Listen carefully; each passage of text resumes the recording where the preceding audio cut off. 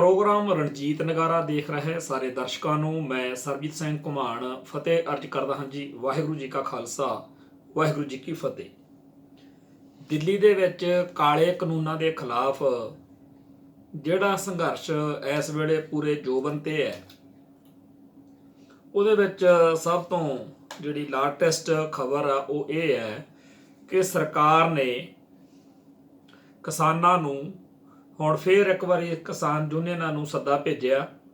ਤੇ ਖੇਤੀਬਾੜੀ ਮੰਤਰਾਲੇ ਦੇ ਜੁਆਇੰਟ ਸਕੱਤਰ ਵਿਵੇਕ ਅਗਰਵਾਲ ਨੇ 40 ਕਿਸਾਨ ਆਗੂਆਂ ਨੂੰ ਚਿੱਠੀ ਲਿਖੀ ਆ ਵੀ ਜਿਹੜੀ ਵੀ ਤਰੀਕ ਤੁਸੀਂ ਠੀਕ ਸਮਝੋ ਉਸ ਦਿਨ ਸਾਡੇ ਨਾਲ ਆ ਕੇ ਸਾਨੂੰ ਦੱਸੋ, ਆਪਾਂ ਬਹਿ ਕੇ ਗੱਲਬਾਤ ਕਰੀਏ। ਸੋ ਜਿਹੜੀ ਗੱਲਬਾਤ ਆ ਉਹ ਹੁਣ ਅੱਗੇ ਕਿਵੇਂ ਚੱਲਦੀ ਆ ਇਹ ਤਾਂ ਦੇਖਣ ਵਾਲੀ ਗੱਲ ਹੋਊਗੀ, ਪਰ ਹਜੇ ਵੀ ਜਿਹੜੀ ਹੈਗੀ ਆ ਇਸ ਮਸਲੇ ਦਾ ਇਸ ਮੀਟਿੰਗ ਵਿੱਚ ਅੰਤ ਹੋ ਜਾਣ ਦੀ, ਐਂਡ ਹੋ ਜਾਣ ਦੀ ਕੋਈ ਵੀ ਕਿਸੇ ਕਿਸਮ ਦੀ ਸੰਭਾਵਨਾ ਨਹੀਂ ਦਿਖ ਰਹੀ, ਕਿਉਂਕਿ ਮੋਦੀ ਸਰਕਾਰ ਜਿਹੜੀ ਆ ਇੱਕ ਪਾਸੇ ਤਾਂ ਪੂਰੀ ਤਰ੍ਹਾਂ ਹਿੱਲੀ ਹੋਈ ਆ, ਕਿਉਂਕਿ ਅੰਦੋਲਨ ਦਿਨੋਂ ਦਿਨ ਸਖਤ ਹੁੰਦਾ ਜਾ ਰਿਹਾ ਤੇ ਲੋਕਾਂ ਦੀ ਹਮਦਰਦੀ ਦਿਨੋਂ ਦਿਨ ਹੋਰ ਜ਼ਿਆਦਾ ਵੱਧ ਰਹੀ ਹੈ। ਦੂਜੇ ਪਾਸੇ ਮੋਦੀ ਸਰਕਾਰ ਜਿਹੜੀ ਆ ਉਹਦੀ ਇਹ ਜਿੱਦ ਫੜੀ ਹੋਈ ਆ ਕਿ ਅਸੀਂ ਇਸ ਕਾਲੇ ਕਾਨੂੰਨਾਂ ਨੂੰ ਇਹਨਾਂ ਤਿੰਨਾਂ ਨੂੰ ਰੱਦ ਨਹੀਂ ਕਰਨਾ, ਕਿਉਂਕਿ ਜਿਨ੍ਹਾਂ ਨੇ ਇਹ ਕਾਨੂੰਨ ਅਬਾਨੀ ਅਡਾਨੀ ਵਰਗਿਆਂ ਨੇ ਬਣਵਾਏ ਆ, ਜਿਨ੍ਹਾਂ ਨੂੰ ਲਾਹਾ ਦੇਣ ਲਈ ਇਹ ਕਾਨੂੰਨ ਬਣਾਏ ਗਏ ਆ, ਉਹਨਾਂ ਦਾ ਫਾਨਾ ਜਿਹੜਾ ਮਗਰ ਠੋਕਿਆ ਹੋਇਆ, ਉਹਦੀ ਕਰਕੇ ਮੋਦੀ ਸਰਕਾਰ ਜਿਹੜੀ ਆ ਉਹ ਪਿੱਛੇ ਮੁੜਨ ਨੂੰ ਰੱਤੀ ਭਰ ਵੀ ਤਿਆਰ ਨਹੀਂ। ਇਸ ਅੰਦੋਲਨ ਦੌਰਾਨ ਇਹਦਾ ਜਿਹੜਾ ਅਸਰ ਵਾ ਉਹਦੀ ਜੇ ਗੱਲ ਕਰੀਏ ਤਾਂ ਭਾਰਤ ਦੇ ਪ੍ਰਧਾਨ ਮੰਤਰੀ ਨਰਿੰਦਰ ਮੋਦੀ ਨੂੰ ਕੱਲ ਜਦੋਂ ਲੋਕਾਂ ਨੇ ਸਵੇਰੇ ਉੱਠਦਿਆਂ ਸਾਰ ਦੇਖਿਆ ਕਿ ਉਹ ਗੁਰਦੁਆਰਾ ਰਕਾਬਗੰਜ ਸਾਹਿਬ ਦਿੱਲੀ ਦੇ ਵਿੱਚ ਪਹੁੰਚੇ ਹੋਏ ਨੇ, ਜਿਹੜਾ 9ਵੇਂ ਪਾਤਸ਼ਾਹ ਦੀ ਅਜੀਮ ਸ਼ਹਾਦਤ ਨਾਲ ਸੰਬੰਧਿਤ ਗੁਰਦੁਆਰਾ ਸਾਹਿਬ ਆ, ਉਸ ਗੁਰਦੁਆਰਾ ਸਾਹਿਬ ਦੇ ਵਿੱਚ ਸਵੇਰ ਤੋਂ ਉਹਨਾਂ ਦੀਆਂ ਜਿਹੜੀਆਂ ਫੋਟੋਆਂ ਤੇ ਖਬਰਾਂ ਜਦੋਂ ਵਾਇਰਲ ਹੋਈਆਂ ਸੋਸ਼ਲ ਮੀਡੀਆ ਉੱਤੇ, ਤਾਂ ਲੋਕਾਂ ਨੇ ਇਹੀ ਗੱਲ ਕਹੀ ਕਿ ਇਹ ਤਾਂ ਅਪਰਾਧੀ ਦੂਣਾ ਨਿਵੇ ਵਾਲੀ ਗੱਲ ਹੈ, ਕਿਉਂਕਿ ਜਿਹੜੇ ਲੋਕ ਇਸ ਵੇਲੇ ਠੁਰ ਕਰਦੀ ਠੰਡ ਦੇ ਵਿੱਚ ਦਿੱਲੀ ਦੀਆਂ ਬਰੂਹਾਂ ਤੇ ਬੈਠੇ ਆ, ਉਹਨਾਂ ਵੱਲ ਧਿਆਨ ਦੇਣ ਦੀ ਬਜਾਏ ਗੁਰੂ ਸਾਹਿਬ ਦੇ ਚਰਨਾਂ 'ਚ ਜਾ ਕੇ ਅਰਦਾਸਾਂ ਬੇਨਤੀਆਂ ਕਰਨ ਦਾ ਕੀ ਫਾਇਦਾ, ਜਦੋਂ ਕਿ ਗੁਰੂ ਦੇ ਪਿਆਰੇ ਸਿੱਖ ਜਿਹੜੇ ਨੇ ਉਹ ਇਸ ਵੇਲੇ ਮੋਦੀ ਸਰਕਾਰ ਦੇ ਜ਼ੁਲਮਾਂ ਦਾ ਸ਼ਿਕਾਰ ਹੋ ਰਹੇ ਨੇ। ਤੇ ਸਭ ਤੋਂ ਭੈੜੀ ਗੱਲ ਲੋਕਾਂ ਨੂੰ ਇਹ ਮਹਿਸੂਸ ਹੋਈ ਕਿ ਗੁਰਦੁਆਰਾ ਸਾਹਿਬ ਤੋਂ ਨਰਿੰਦਰ ਮੋਦੀ ਨੂੰ ਇਸ ਵੇਲੇ ਜਿਹੜਾ ਸਰੂਪ ਆ ਉਹ ਕਿਉਂ ਬਖਸ਼ਿਸ਼ ਹੋਇਆ। ਜਿਨ੍ਹਾਂ ਲੋਕਾਂ ਨੇ ਨਰਿੰਦਰ ਮੋਦੀ ਨਾਲ ਗੁਰਦੁਆਰਾ ਸਾਹਿਬ ਦੇ ਹਦੂਦ ਅੰਦਰ ਸੈਲਫੀਆਂ ਕਰਵਾਈਆਂ, ਫੋਟੋਆਂ ਲਹਾਈਆਂ, ਉਹਨਾਂ ਨੂੰ ਵੀ ਲੋਕਾਂ ਨੇ ਰੱਜ ਕੇ ਕੋਸਿਆ। ਅਸਲ ਵਿੱਚ ਲੋਕਾਂ ਦਾ ਗੁੱਸਾ ਬੜਾ ਹੈ, ਕਿਉਂਕਿ ਨਰਿੰਦਰ ਮੋਦੀ ਦੀ ਇਹ ਸਰਕਾਰ ਇੱਕ ਪਾਸੇ ਇਸ ਤਰੀਕੇ ਦੇ ਟਕਵੰਜ ਕਰਕੇ ਇਹ ਦਿਖਾਉਣ ਦੇ ਯਤਨਾਂ ਵਿੱਚ ਆ ਕਿ ਅਸੀਂ ਤਾਂ ਸਿੱਖਾਂ ਦੇ ਬੜੇ ਹਮਾਇਤੀ ਆ, ਅਸੀਂ ਤਾਂ ਪੰਜਾਬ ਦੇ ਲੋਕਾਂ ਦੇ ਬੜੇ ਹਮਾਇਤੀ ਆ ਤੇ ਅਸੀਂ ਕਿਸਾਨਾਂ ਦੇ ਬੜੇ ਹਮਾਇਤੀ ਆ। ਦੂਜੇ ਪਾਸੇ ਕਿਸਾਨਾਂ ਨੂੰ, ਪੰਜਾਬੀਆਂ ਨੂੰ, ਸਿੱਖਾਂ ਨੂੰ ਬਦਨਾਮ ਕਰਨ ਲਈ ਆਏ ਦਿਨ ਕੋਈ ਨਾ ਕੋਈ ਭੈੜਾ ਇਲਜ਼ਾਮ ਜਿਹੜਾ ਹੈ ਉਹ ਵੀ ਇਹ ਲੋਕ ਲਾ ਰਹੇ ਨੇ। ਨਰਿੰਦਰ ਮੋਦੀ ਦੀ ਜਿਹੜੀ ਟੀਮ ਆ ਉਹਨਾਂ ਨੇ ਕਈ ਪਾਸਿਆਂ ਤੋਂ ਜਿਹੜੀ ਜੰਗ ਵਾ ਉਹ ਇਸ ਸੰਘਰਸ਼ ਦੇ ਖਿਲਾਫ ਆਰੰਭੀ ਹੋਈ ਆ, ਜਿਹਦੇ ਵਿੱਚ ਖਾਸ ਤੌਰ ਦੇ ਉੱਤੇ ਉਹਨਾਂ ਨੇ ਮੋਰਚੇ ਨੂੰ ਬਦਨਾਮ ਕਰਨ ਲਈ, ਮੋਰਚੇ ਵਿੱਚ ਆਉਣ ਵਾਲੇ ਲੋਕਾਂ ਨੂੰ ਡਰਾਉਣ ਦੇ ਲਈ ਤੇ ਮੋਰਚੇ ਦੀ ਜਿਹੜੀ ਹਮਾਇਤ ਆ ਉਹ ਤੋੜਨ ਦੇ ਲਈ ਕਈ ਜਿਹੜੇ ਪੁੱਠੇ ਸਿੱਧੇ ਕੰਮ ਕੀਤੇ ਆ। ਜਿਵੇਂ ਕਿ ਉਹਨਾਂ ਨੇ ਕਿਹਾ ਕਿ ਇਸ ਅੰਦੋਲਨ ਨੂੰ ਤਾਂ ਖਾਲਿਸਤਾਨੀਆਂ ਦੀ ਜਾਂ ਪਾਕਿਸਤਾਨੀਆਂ ਦੀ ਜਾਂ ਰਸ਼ੀਆ ਦੀ ਜਾਂ ਚਾਈਨਾ ਦੀ ਹਮਾਇਤ ਆ। ਇੱਥੋਂ ਤੱਕ ਕਿਹਾ ਕਿ ਇਹ ਅੰਦੋਲਨ ਮਾਓਵਾਦੀਆਂ ਦਾ ਜਿਹੜਾ ਤੋਰਿਆ ਹੋਇਆ ਹੈ, ਤੇ ਇਹ ਵੀ ਗੱਲਾਂ ਜਿਹੜੀਆਂ ਕਹੀਆਂ ਵੀ ਇਹ ਜਿਹੜਾ ਅੰਦੋਲਨ ਹੈ ਇਹ ਚਲਾਉਣ ਵਾਲੇ ਲੋਕ ਕਿਸਾਨ ਨਹੀਂ ਹੈਗੇ, ਇਹ ਤਾਂ ਉਹ ਵਿਚੋਲੀਏ ਨੇ ਜਿਨ੍ਹਾਂ ਦਾ ਕਾਲੇ ਕਾਨੂੰਨਾਂ ਕਰਕੇ ਹੁਣ ਕੰਮ ਖਰਾਬ ਹੁੰਦਾ ਦਿਖਦਾ।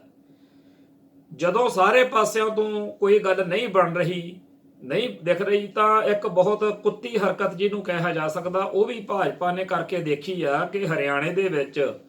ਸਤਲੁਜ ਜਮਨਾ ਲਿੰਕ ਨਹਿਰ ਦੇ ਮੁੱਦੇ ਨੂੰ ਦੁਬਾਰਾ ਭੜਕਾਉਣ ਦੇ ਲਈ ਉੱਥੇ ਭੁੱਖ ਹੜਤਾਲ ਰੱਖੀ ਤੇ ਹਰਿਆਣਵੀ ਲੋਕਾਂ ਨੇ ਜਿਸ ਤਰੀਕੇ ਨਾਲ ਉਸ ਭੁੱਖ ਹੜਤਾਲ ਦਾ ਹਸ਼ਰ ਕੀਤਾ, ਉਹਦੇ ਲਈ ਅਸੀਂ ਇਹ ਹਰਿਆਣੇ ਦੇ ਲੋਕਾਂ ਨੂੰ ਵਧਾਈ ਦਿੰਦੇ ਆ। ਉਹਨਾਂ ਨੇ ਗੱਜ ਵੱਜ ਕੇ ਨਾਲੇ ਤਾਂ ਇਸ ਭਾਜਪਾਈ ਅਡੰਬਰ ਦਾ ਵਿਰੋਧ ਕੀਤਾ, ਨਾਲ ਦੀ ਨਾਲ ਉਹਨਾਂ ਨੇ ਇਹ ਵੀ ਕਿਹਾ ਕਿ ਇਹ ਨਹੀਂ ਕਿ ਪੰਜਾਬ ਦੇ ਜਿਹੜੇ ਦਰਿਆਈ ਪਾਣੀਆਂ ਦਾ ਮਸਲਾ ਵੀ ਉਹਦਾ ਕੋਈ ਅਸੀਂ ਹੱਲ ਨਹੀਂ ਚਾਹੁੰਦੇ, ਪਰ ਇਸ ਵੇਲੇ ਇਹ ਗੱਲ ਜਿਹੜੀ ਛੇੜਨੀ ਬਹੁਤ ਜ਼ਿਆਦਾ ਮਾੜੀ ਆ, ਕਿਉਂਕਿ ਹਰਿਆਣਾ ਤੇ ਪੰਜਾਬ ਤੇ ਸਾਰੇ ਭਾਰਤ ਦੇ ਕਿਸਾਨ ਜਿਹੜੇ ਆ, ਸਾਨੂੰ ਇਸ ਵੇਲੇ ਇਕਜੁੱਟ ਤੇ ਇਕਮੁੱਠ ਹੋ ਕੇ ਕਾਲੇ ਕਾਨੂੰਨਾਂ ਦੇ ਖਿਲਾਫ ਲੜਨਾ ਚਾਹੀਦਾ। ਬਹੁਤ ਹੀ ਵਧੀਆ ਮਹਿਸੂਸ ਹੋਇਆ ਕਿ ਜਿੱਦਣ ਹਿੰਦੂਇਜ਼ਮ ਨੂੰ ਪ੍ਰਣਾਏ ਹੋਏ, ਹਿੰਦੂ ਕੱਟੜਵਾਦ ਨੂੰ ਪ੍ਰਣਾਏ ਹੋਏ ਲੋਕਾਂ ਨੇ ਇਹ ਕਿਹਾ ਕਿ ਇਹ ਤਾਂ ਜੀ ਖਾਲਿਸਤਾਨੀਆਂ ਦਾ ਅੰਦੋਲਨ ਆ, ਤਾਂ ਬਹੁਤ ਸਾਰੇ ਹਿੰਦੂ ਭਾਈਚਾਰੇ ਵਿੱਚੋਂ ਲੋਕ ਸਾਹਮਣੇ ਆਏ ਕਿ ਜੇਕਰ ਆਪਦੇ ਹੱਕਾਂ ਲਈ ਲੜਨ ਵਾਲੇ ਇਹ ਲੋਕ ਆ, ਜਿਹੜੇ ਕਿਸਾਨ, ਇਹ ਜੇ ਖਾਲਿਸਤਾਨੀ ਆ ਤਾਂ ਫਿਰ ਅਸੀਂ ਵੀ ਖਾਲਿਸਤਾਨੀ ਆ। ਜੇਕਰ ਉਹਨਾਂ ਨੇ ਕਿਹਾ ਕਿ SYL ਦਾ ਮੁੱਦਾ ਛੇੜਦੇ ਆ, ਤਾਂ SYL ਦੇ ਮੁੱਦੇ ਤੇ ਵੀ ਹਰਿਆਣੇ ਦੇ ਲੋਕਾਂ ਨੇ ਜਵਾਬ ਦਿੱਤਾ। ਅਸਲ ਵਿੱਚ ਭਾਜਪਾ ਦੀ ਚਾਲ ਤਾਂ ਇਹ ਹੈ ਕਿ ਹਰਿਆਣੇ ਵਿੱਚ ਹਰਿਆਣੇ ਦੇ ਲੋਕ ਜਿਹੜੇ ਨੇ ਉਹ ਸਤਲੁਜ ਜਮਨਾ ਲਿੰਕ ਨਹਿਰ ਦੇ ਹੱਕ ਵਿੱਚ ਧਰਨੇ ਮੁਜ਼ਾਹਰੇ ਕਰਨ ਲੱਗ ਪੈਣ, ਤੇ ਪੰਜਾਬ ਦੇ ਵਿੱਚ ਸਤਲੁਜ ਜਮਨਾ ਲਿੰਕ ਨਹਿਰ ਦੇ ਖਿਲਾਫ ਧਰਨੇ ਮੁਜ਼ਾਹਰੇ ਹੋਣ ਲੱਗ ਪੈਣ। ਇਉਂ ਫਿਰ ਦਿੱਲੀ ਦੇ ਵਿੱਚ ਬੈਠੇ ਹੋਏ ਜਿਹੜੇ ਹਰਿਆਣੇ ਤੇ ਪੰਜਾਬ ਦੇ ਕਿਸਾਨ ਹੁਣ ਇਕਜੁੱਟ ਹੋ ਕੇ ਇੱਕੋ ਥਾਂ ਤੋਂ ਪ੍ਰਸ਼ਾਦਾ ਪਾਣੀ ਛਕ ਰਹੇ ਨੇ, ਇੱਕੋ ਸਾਂਝੀ ਲੜਾਈ ਲੜ ਰਹੇ ਨੇ ਵੀ ਉਹ ਆਪਸ ਵਿੱਚ ਹੀ ਵਿਰੋਧ ਵਿੱਚ ਆ ਜਾਣਗੇ, ਇੱਕ ਦੂਜੇ ਦੇ ਖਿਲਾਫ ਖੜ ਜਾਣਗੇ। ਪਰ ਹਰਿਆਣੇ ਦੇ ਲੋਕਾਂ ਨੇ ਬਹੁਤ ਚੰਗੀ ਪਹਿਲ ਕਦਮੀ ਕੀਤੀ। ਇਹ ਤੋਂ ਪਹਿਲਾਂ ਕਿ ਪੰਜਾਬ ਦੇ ਲੋਕਾਂ ਨੂੰ ਬੋਲਣਾ ਪੈਂਦਾ, ਉਹਨਾਂ ਨੇ ਆਪ ਹੀ ਮਾਮਲਾ ਨਜਿੱਠ ਲਿਆ। ਜਿਸ ਤਰੀਕੇ ਨਾਲ ਉਹਨਾਂ ਦੀ ਧੂ ਘੜੀਸ ਹੋਈ ਆ ਭਾਜਪਾ ਦੇ ਲੀਡਰਾਂ ਦੀ, ਉਹਨੂੰ ਦੇਖਦਿਆਂ ਹੋਇਆਂ ਇਹ ਕਹਿਣਾ ਬਣਦਾ ਕਿ ਹਰਿਆਣੇ ਦੇ ਲੋਕ ਪਿਛਲੇ ਸਮੇਂ ਦੇ ਵਿੱਚ ਕਈ ਕਾਰਨਾਂ, ਕਈ ਮੌਕਿਆਂ ਉੱਤੇ ਪੰਜਾਬ ਦੇ ਖਿਲਾਫ ਭੁਗਤੇ ਹੋਣਗੇ, ਜਿਵੇਂ ਕਿ ਏਸ਼ੀਆਈ ਖੇਡਾਂ ਮੌਕੇ ਜਾਂ ਖਾੜਕੂ ਲਹਿਰ ਦੇ ਦੌਰਾਨ ਕਈ ਮੌਕਿਆਂ ਦੇ ਉੱਤੇ ਇਹੋ ਜਿਹੇ ਹਾਲਾਤ ਬਣੇ ਨੇ। ਪਰ ਇਸ ਵੇਲੇ ਉਹਨਾਂ ਦਾ ਜਿਹੜਾ ਰੋਲ ਆ ਇਸ ਕਿਸਾਨ ਮੋਰਚੇ ਦੇ ਘੱਟੋ ਘੱਟ ਮੁਤਲਕ ਜੇ ਰੋਲ ਦੇਖਿਆ ਜਾਵੇ, ਉਹ ਬੜਾ ਕਾਰਗਰ ਤੇ ਸਾਰਥਕ ਰੋਲ ਹੈ। ਦੂਜੇ ਪਾਸੇ ਪੰਜਾਬ ਦੇ ਵਿੱਚ ਭਾਜਪਾ ਦੇ ਲੀਡਰ ਜਿਹੜੇ ਆ ਉਹ ਦਮਗੱਜੇ ਤਾਂ ਬੜੇ ਮਾਰ ਰਹੇ ਨੇ ਕਿ ਅਸੀਂ 117 ਸੀਟਾਂ ਤੇ ਚੋਣ ਲੜ ਕੇ ਅਸੀਂ ਪੰਜਾਬ ਦੇ ਵਿੱਚ ਸਰਕਾਰ ਬਣਾਉਣ ਜਾ ਰਹੇ ਹਾਂ। ਪਰ ਹਕੀਕਤ ਇਹ ਹੈ ਕਿ ਇਸ ਵੇਲੇ ਉਹਨਾਂ ਦਾ ਘਰੋਂ ਨਿਕਲਣਾ ਵੀ ਔਖਾ ਹੋਇਆ ਪਿਆ। ਜਦੋਂ ਵੀ ਜਿੱਥੇ ਵੀ ਉਹ ਨਿੱਕੀ ਮੋਟੀ ਕੋਈ ਗੱਲ ਕਰਦੇ ਆ, ਉੱਥੇ ਹੀ ਲੋਕ ਉਹਨਾਂ ਨੂੰ ਘੇਰਾ ਪਾ ਲੈਂਦੇ ਆ। ਇੱਥੋਂ ਤੱਕ ਕਿ ਲੰਘੇ ਜਾਂਦੇ ਕਾਰ ਦੇ ਵਿੱਚ ਵੀ ਉਧਰ ਮਾਲਵੇ ਦੇ ਵਿੱਚ ਬਠਿੰਡਾ ਸਾਈਡ ਦੇ ਉੱਥੇ ਵੀ ਲੋਕਾਂ ਨੇ ਇੱਕ RSS ਦੇ ਅਹੁਦੇਦਾਰ ਨੂੰ ਇਸ ਕਰਕੇ ਘੇਰ ਲਿਆ, ਉਹਨੂੰ ਜਾਣ ਤਾਂ ਦਿੱਤਾ, ਪਰ ਉਹਦੀ ਦੁਰਗਤੀ ਵਾਹਵਾ ਹੋਈ ਆ। ਸੋਸ਼ਲ ਮੀਡੀਆ ਤੇ ਉਹ ਵੀਡੀਓ ਵੀ ਵਾਇਰਲ ਹੋਈ ਹੈ।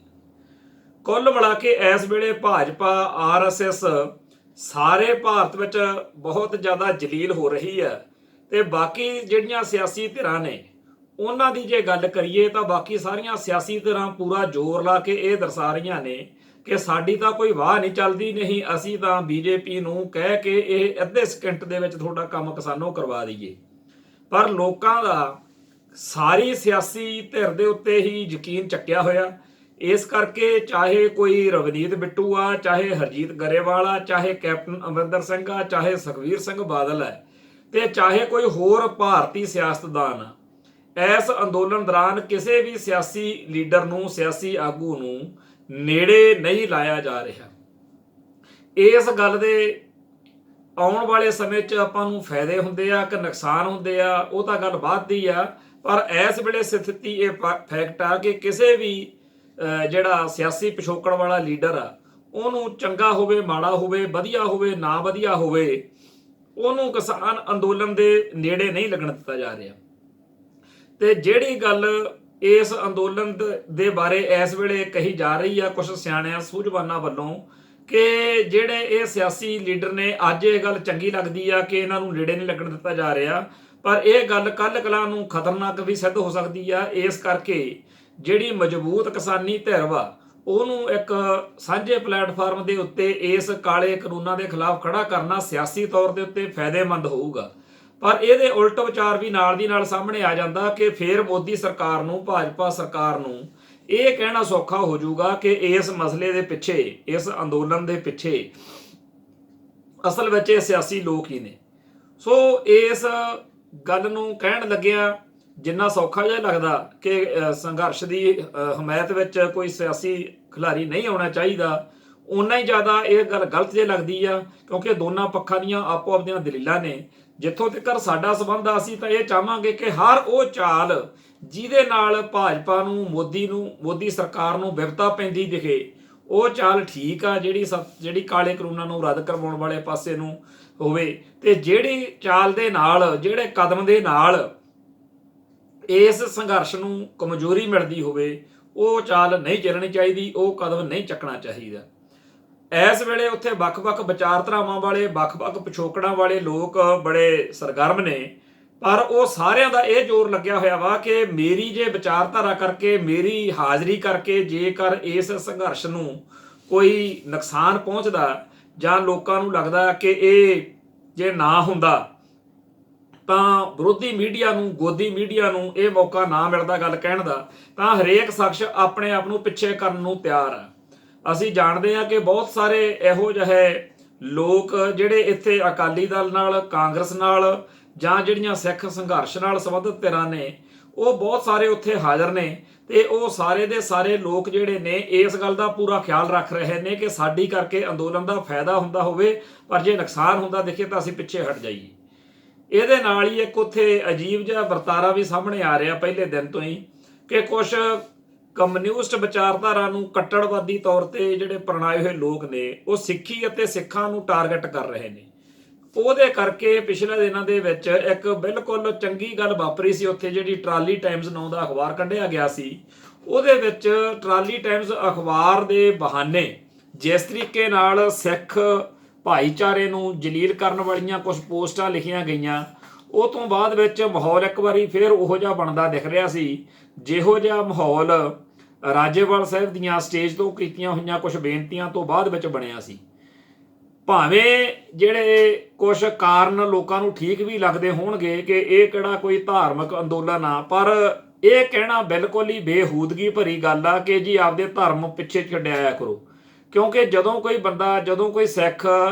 ਕਿਤੇ ਵੀ ਹੋਵੇ, ਉਹ ਧਰਮ ਤੋਂ ਬਗੈਰ, ਉਹ ਤਾਂ ਗੁਟਕਾ ਬਾਣੀ ਦਾ ਜਾਂ ਉਹਨੂੰ ਗੁਰਬਾਣੀ ਨਾਲ ਪਿਆਰ ਹੁੰਦਾ, ਜਾਂ ਧਰਮ ਦੇ ਗੁਰੂ ਕੇ ਲੰਗਰ ਸੰਸਕਾਰ ਜਿੰਨੇ ਸਿੱਖੀ ਦੇ ਆ ਉਹਨਾਂ ਨੂੰ ਕੋਈ ਤਿਆਗ ਨਹੀਂ ਸਕਦਾ।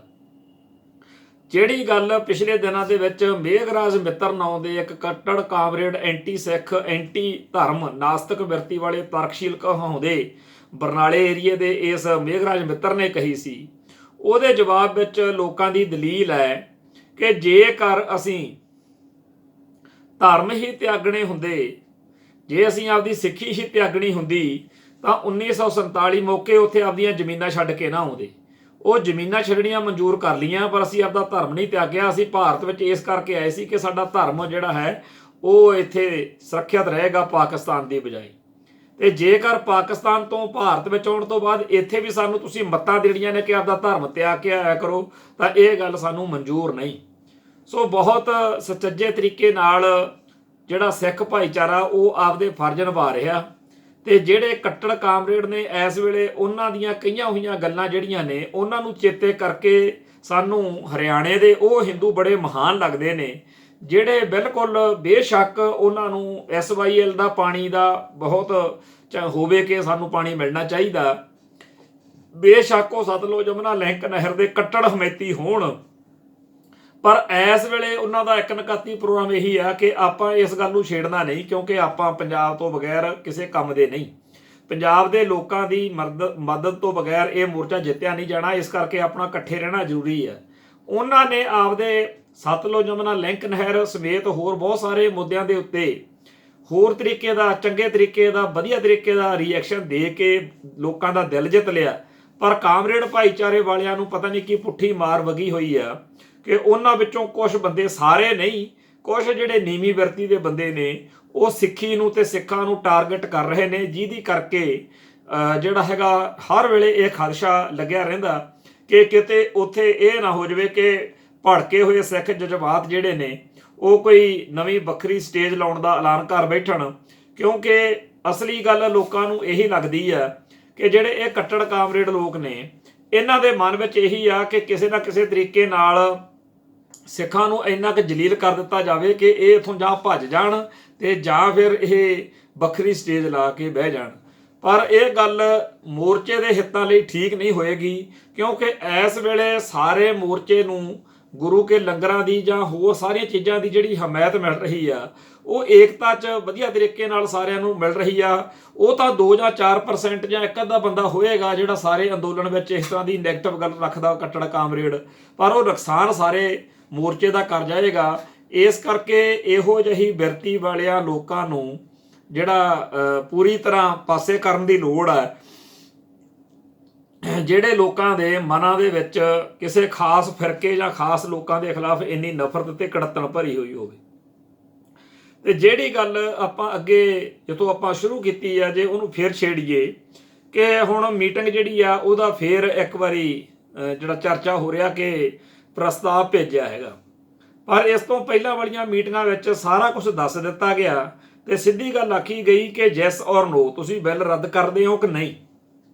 ਕਾਨੂੰਨ ਰੱਦ ਕਰਦੇ ਹੋ ਕਿ ਨਹੀਂ, ਇਹ ਗੱਲ ਦੱਸੋ। ਪਰ ਜਿਹੜੀ ਬੀਜੇਪੀ ਆ ਉਹਦਾ ਇਹ ਆ ਕਿ ਅਸੀਂ ਕਾਨੂੰਨ ਬਿਲਕੁਲ ਰੱਦ ਨਹੀਂ ਕਰਨੇ, ਅਸੀਂ ਸੋਧਾਂ ਕਰਨੀਆਂ ਨੇ, ਤੁਸੀਂ ਇਹਦੇ ਵਿੱਚ ਕੋਈ 4 ਚੀਜ਼ਾਂ ਪਵਾਉਣੀਆਂ ਤਾਂ ਪਵਾ ਲਓ ਪਰ ਬਿੱਲ ਰੱਦ ਨਹੀਂ ਹੋਣੇ। ਤੋ ਇਸ ਸਥਿਤੀ ਵਿੱਚ ਸਾਨੂੰ ਲੱਗਦਾ ਹੈ ਕਿ ਜਿਹੜੀ ਹੁਣ ਮੀਟਿੰਗ ਹੋਏਗੀ ਵੀ ਉਹਦੇ ਵਿੱਚ ਵੀ ਕੋਈ ਹੱਲ ਨਹੀਂ ਨਿਕਲਣਾ।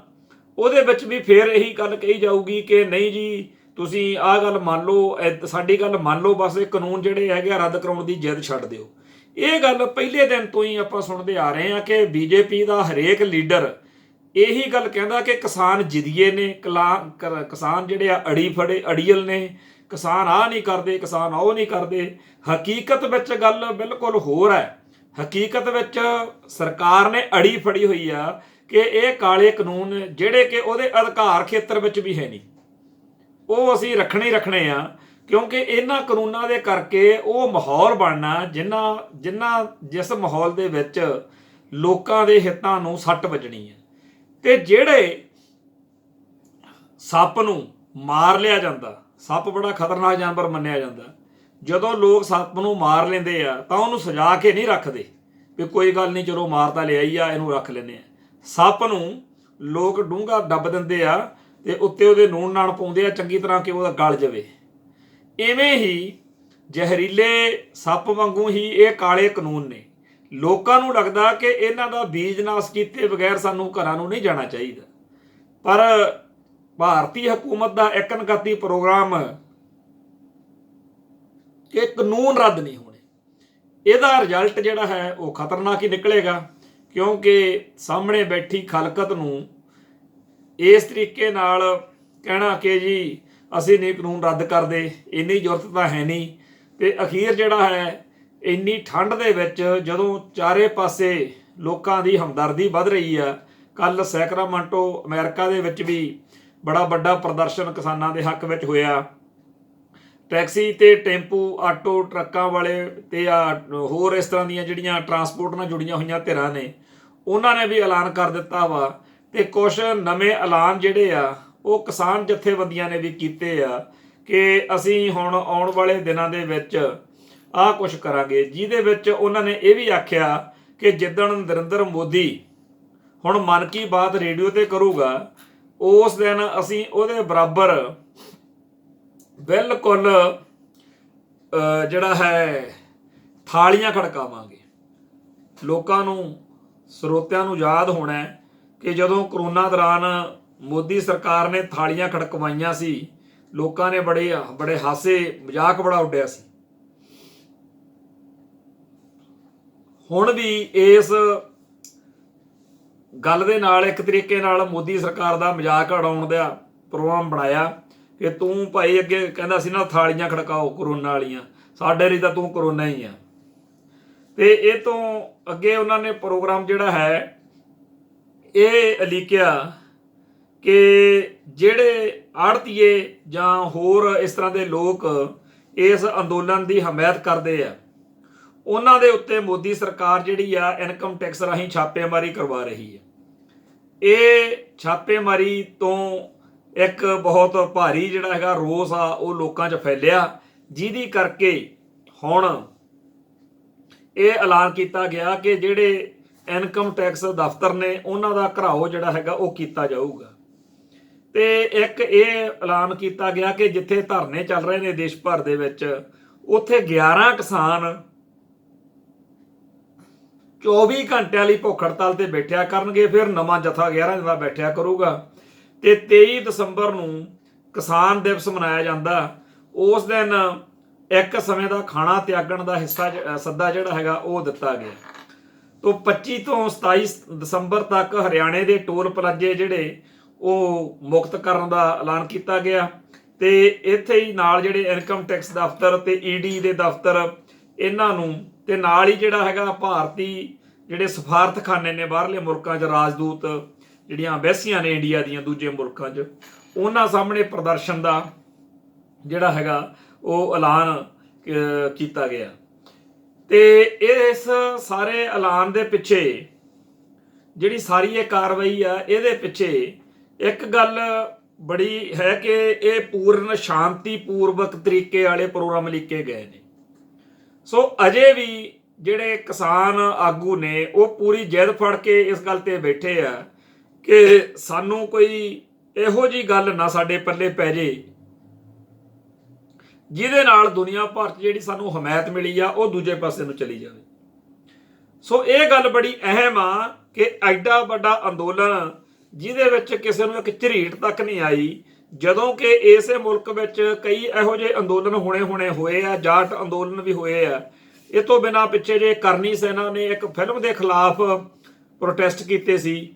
ਅਕਸਰ ਹੀ ਆਰਐਸਐਸ ਦੇ ਜਾਂ ਹਿੰਦੂ ਕੱਟੜਵਾਦੀਆਂ ਨਾਲ ਸੰਬੰਧਿਤ ਜਿਹੜੀਆਂ ਧਿਰਾਂ ਨੇ, ਉਹਨਾਂ ਦੇ ਅੰਦੋਲਨ ਜਦੋਂ ਹੁੰਦੇ ਆ ਤਾਂ ਮਾਰ ਧਾੜ, ਖੂਨ ਖਰਾਬਾ, ਦੁਕਾਨਾਂ ਨੂੰ ਅੱਗਾਂ ਲਾਉਣੀਆਂ ਆਮ ਗੱਲ ਹੁੰਦੀ ਆ। ਪਰ ਇਸ ਅੰਦੋਲਨ ਦੀ ਸ਼ਾਨ ਇਸ ਗੱਲ ਵਿੱਚ ਆ ਕਿ ਜਿੱਥੇ ਇਹ ਅੰਦੋਲਨ ਹੋ ਰਿਹਾ ਉੱਥੇ ਨਾਲ ਦੇ ਘਰਾਂ ਵਾਲਿਆਂ ਲੋਕਾਂ ਨੇ ਬਹੁਤ ਵਧੀਆ ਤਰੀਕੇ ਨਾਲ ਇਹਨਾਂ ਨੂੰ ਅੰਦੋਲਨ ਨੂੰ ਸਾਥ ਦੇਣਾ ਸ਼ੁਰੂ ਕੀਤਾ ਹੋਇਆ। ਅੰਦੋਲਨ ਦਾ ਪ੍ਰਭਾਵ ਇੰਨਾ ਵਧੀਆ ਕਿ ਨੇੜਲੇ ਦੁਕਾਨਦਾਰ ਜਿਹੜੇ ਨੇ ਜਾਂ ਜਿਹੜੇ ਘਰਾਂ ਵਾਲੇ ਨੇ ਉਹ ਹਰ ਤਰੀਕੇ ਨਾਲ ਇਸ ਅੰਦੋਲਨ ਦਾ ਸਾਥ ਸਹਿਯੋਗ ਦੇ ਰਹੇ ਆ। ਹਰ ਲੰਘਦਾ ਦਿਨ ਆਪਸੀ ਰਿਲੇਸ਼ਨ ਜਿਹੜੇ ਆ ਉਹ ਮਜ਼ਬੂਤ ਕਰ ਰਿਹਾ। ਬੇਸ਼ੱਕ ਸ਼ਾਹੀਨ ਬਾਗ ਵਾਂਗ ਹੁਣ ਇੱਕ ਦੋ ਇੱਥੇ ਇਹੋ ਜਿਹੇ ਸ਼ਰਾਰਤੀ ਅਨਸਰ ਵੀ ਭੇਜੇ ਗਏ ਆ ਹਿੰਦੂ ਕੱਟੜਵਾਦੀਆਂ ਵੱਲੋਂ, ਜਿਨ੍ਹਾਂ ਨੂੰ ਫੜਿਆ ਗਿਆ ਤਾਂ ਜਦੋਂ ਉਹਨਾਂ ਨੂੰ ਪੁੱਛਿਆ ਗਿਆ ਤਾਂ ਉਹਨਾਂ ਨੇ ਕਿਹਾ ਕਿ ਸਾਨੂੰ ਤਾਂ ਇਹ ਸਿਖਾ ਕੇ ਭੇਜਿਆ ਸੀ ਵੀ ਜਦੋਂ ਤੁਹਾਨੂੰ ਉੱਥੇ ਕਾਬੂ ਆ ਜਾਵੋ ਕਦੇ ਤਾਂ ਤੁਸੀਂ ਦੱਸ ਦੇਣਾ ਕਿ ਸਾਨੂੰ ਆਰਐਸਐਸ ਵਾਲਿਆਂ ਨੇ ਭੇਜਿਆ, ਤੇ ਥੋੜਾ ਜਿਹਾ ਤੁਸੀਂ ਜਦੋਂ ਰੋਵੋਗੇ ਤੇ ਉਦੋਂ ਉਹ ਇੰਨੇ ਵਧੀਆ ਨੇ ਸਿੱਖ, ਉਹਨਾਂ ਦਾ ਮਨ ਜਦੀ ਪਸੀਜ ਜਾਂਦਾ ਤੇ ਉਹਨਾਂ ਨੇ ਤੁਹਾਨੂੰ ਕੁਝ ਨਹੀਂ ਕਹਿਣਾ, ਪਰ ਜੇ ਤੁਸੀਂ ਅੜੀ ਕੀਤੀ ਫਿਰ ਕੰਮ ਖਰਾਬ ਵੀ ਹੋ ਸਕਦਾ। ਸੋ ਦੁਸ਼ਮਣ ਵੀ ਇਸ ਵੇਲੇ ਇਸ ਸੰਘਰਸ਼ ਵਿੱਚ ਸ਼ਾਮਲ ਸਿੱਖਾਂ ਦੀਆਂ ਜਾਂ ਲੋਕਾਂ ਦੀਆਂ ਜਿਹੜੀਆਂ ਸਿਫਤਾਂ ਕਰਦੇ ਆ ਕਿ ਜੇ ਫੜੇ ਜਾਓ ਤਾਂ ਉੱਥੇ ਸੱਚ ਦੱਸ ਦਿਓ, ਫਿਰ ਇਹ ਸਿੱਖ ਕੁਝ ਨਹੀਂ ਕਹਿੰਦੇ, ਉਲਟਾ ਉਹਦੇ ਉੱਤੇ ਨਿਹਾਲ ਜਿਹਾ ਹੋ ਜਾਂਦੇ ਨੇ। ਸੋ ਇਸ ਵੇਲੇ ਸਾਰੇ ਇਸ ਅੰਦੋਲਨ ਦੇ ਹੱਕ ਵਿੱਚ ਜਿਹੜੀ ਹਵਾ ਬਣੀ ਹੋਈ ਆ, ਇਹਨੂੰ ਤੋੜਨ ਦੇ ਲਈ ਆਉਣ ਵਾਲੇ ਦਿਨਾਂ ਦੇ ਵਿੱਚ ਮੋਦੀ ਸਰਕਾਰ ਕਿਸੇ ਵੀ ਹੱਦ ਤੱਕ ਜਾ ਸਕਦੀ ਆ। ਬਿਲਕੁਲ ਇਸ ਵੇਲੇ ਤੱਕ ਇਹ ਅੰਦੋਲਨ ਜਿਹੜਾ ਹੈਗਾ ਬੜੀ ਵੱਡੇ ਪੱਧਰ ਤੇ ਲੋਕਾਂ ਦੀ ਹਮਾਇਤ ਹਾਸਲ ਕਰ ਰਿਹਾ ਤੇ ਘੱਟੋ ਘੱਟ 3 ਦਰਜਨ ਮੌਤਾਂ ਇਸ ਵੇਲੇ ਹੋ ਚੁੱਕੀਆਂ ਨੇ। ਬਾਬਾ ਰਾਮ ਸਿੰਘ ਜਿਨ੍ਹਾਂ ਨੇ ਖੁਦ ਨੂੰ ਗੋਲੀ ਮਾਰੀ ਆ, ਉਹਨਾਂ ਤੋਂ ਬਗੈਰ ਬਾਕੀ ਜਿਹੜੀਆਂ ਮੌਤਾਂ ਨੇ ਉਹ ਸਾਰੀਆਂ ਹੀ ਉਹਨਾਂ ਦੇ ਸੰਬੰਧ ਵਿੱਚ ਕੱਲ ਇੱਕ ਬੜਾ ਵੱਡਾ ਸਮਾਗਮ ਪ੍ਰੋਗਰਾਮ ਵੀ ਕੀਤਾ ਗਿਆ। ਪਰ ਇਸ ਵੇਲੇ ਤੱਕ ਸਰਕਾਰ ਪੂਰੀ ਤਰ੍ਹਾਂ ਅੜੀ ਹੋਈ ਆ ਤੇ ਜਿਹੜਾ ਸੰਘਰਸ਼ ਆ ਉਹ ਲਗਾਤਾਰ ਜਾਰੀ ਆ ਤੇ ਇਹ ਸੰਘਰਸ਼ ਆਪਦੀ ਜਿੱਤ ਵੱਲ ਲਗਾਤਾਰ ਵੱਧ ਰਿਹਾ। ਇੰਨੀਆਂ ਬੇਨਤੀਆਂ ਪ੍ਰਵਾਨ ਕਰਿਓ। ਕੱਲ ਫਿਰ ਮਿਲਾਂਗੇ। ਨਾਨਕ ਨਾਮ ਚੜ੍ਹਦੀ ਕਲਾ, ਤੇਰੇ ਭਾਣੇ ਸਰਬੱਤ ਦਾ ਭਲਾ। ਵਾਹਿਗੁਰੂ ਜੀ ਕਾ ਖਾਲਸਾ, ਵਾਹਿਗੁਰੂ ਜੀ ਕੀ ਫਤਿਹ।